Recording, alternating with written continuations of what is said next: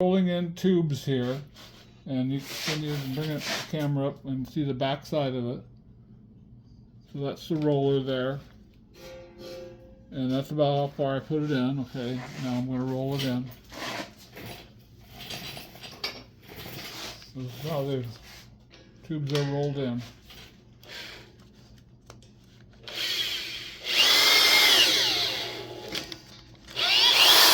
I'm going to do several here, just to give you the idea of how far to put it in,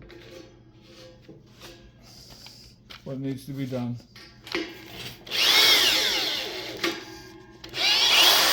is all I do to roll in the tubes once they're annealed. Can you come around and get a real close view of that?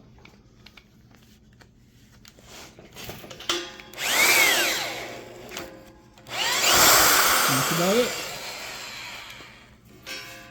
Okay, thank you.